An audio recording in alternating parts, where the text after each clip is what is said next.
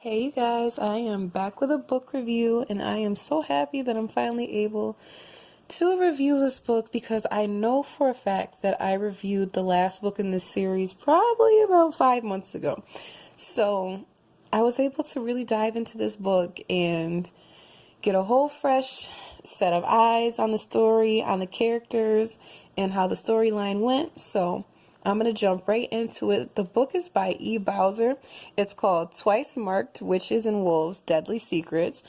And honestly, it's been a second since I read the other books. So I really did have to kind of sort of refresh myself a little bit on the characters and the backstory of what was happening before we got to this book in the series. But the main characters in this book were Latoya, and you had her mate, Quinn. I was going to say it's her boyfriend. Quinn is her boyfriend, but at the same time, it's basically her mate. So at this point, Latoya is pregnant. Latoya is pregnant with twins. And Latoya knows that Quinn's a shapeshifter, right? So he's a wolf. So she knows that it's not a normal pregnancy that she's having. Like, she knows that she's kind of sort of far along, but at the same time, it's like every day her stomach's getting bigger. Like, she's just kind of growing like at a faster rate. But unfortunately, she has like no way of knowing how these type of pregnancies go because although they're mates, they're not like official mates. It's not like he's left his mark on her. It's not like she really has her family that like, it's not like she has her family support to the point where her family knows what's going on. Her family's able to help her because to her, before she met Quinn, she was just a normal person. And it's like, even when her mother's calling her throughout the book, she's still like, you know what, I want to tell my mom that I'm pregnant. I want to tell her what's going on. I want to tell her that I was kidnapped and this and that. But she's like, I feel like it was a face-to-face conversation. And Latoya are going through everything crazy. Like, they're having their own issues that they're beefing about. There's literally a point in the book where she keeps asking Quinn, like in the beginning, she keeps asking him, who was Mia? Like, what's this whole thing with Mia, this and that? And it's just like, it was very clear. Quinn's like, this is not the time to have that conversation. Like, yes, it's a pressing conversation. Yes, it's something that we need to talk about, but we have other things that are a little bit more important.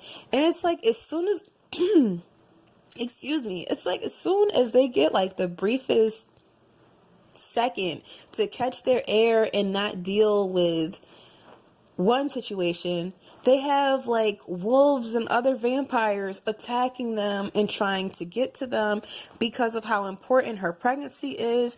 I think the biggest thing that I took away from this book was the fact that neither one of them realized the powers that they possessed.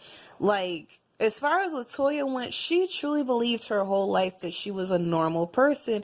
And come to find out, she had some capabilities and things too. Like, she had some superpowers that she didn't know that she had either.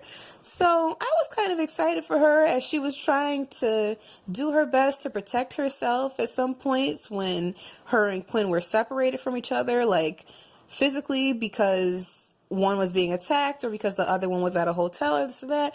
I like the way that she did her best to hold her own, even though she had no clue of what she was doing. She had no clue what her powers were, how she was even doing them. When she's slamming doors on accident without even touching them, she has no clue how she's doing it. But I love the way that it caused her to have to trust herself, to have to trust her intuition. There was one point in the book where she's talking to this voice in her head, and at first I'm like, what is going on? But come to find out, the book touched on like her being in touch with her ancestors and the people that came before her. And like, although like it is March, I was like, yes, like that would have fit me reading it for Black History Month too. Like, being in touch with your ancestors and asking questions about the pictures that you see in your house of your family, and just getting like a deeper understanding about like who and what you come from. I enjoyed this book. Again, I am not the biggest person that reads like the most paranormal or like werewolf vampire stories, but this book kept me like really interested. Like, I feel like this book was the book in the series that had me the most like, all right, so what's gonna happen next? Like, I honestly read this book in one sitting. That does not happen for me anymore. I don't remember the last time I sat down and read a book in one sitting. And it's not even like it was because, oh, this was a short story. This book has some content to it. This book was, okay, so it was 88 pages. And it does say typical time to read was an hour and 45 minutes. This was also the third book in the Deadly Secrets Brothers That Bite series.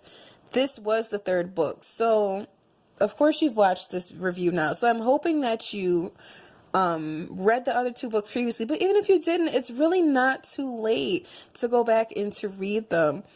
Again, I really enjoyed the book. If I were to give it a star rating, it would definitely be like a 4.8 out of 5 stars because I really enjoyed it. Like, even if you're not like extremely into like werewolf and type of like vampire books, you could actually get into this book because it's not all over the place. Like, it doesn't have a bunch of terminology where you're like, what the fuck does that mean? Like, I didn't feel that way. Like, there wasn't a point in time where I was like, I have no clue what's going on. I'm over this.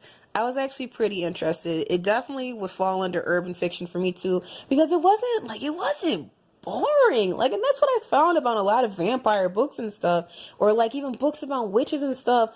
Sometimes I feel like, oh my God, are these people even real? Like, it just felt so unrelatable. Like, I loved that the characters in this book like swore at each other and it like flowed with the story, and that LaToya had her attitudes and her mood swings because she was pregnant. I was just eating it all up. I was here for it. So you guys let me know if you have any intentions on reading this book. If you've read another book by this author, go ahead and comment below and let me know what you guys think. And I am out for now because I have said everything that I can say.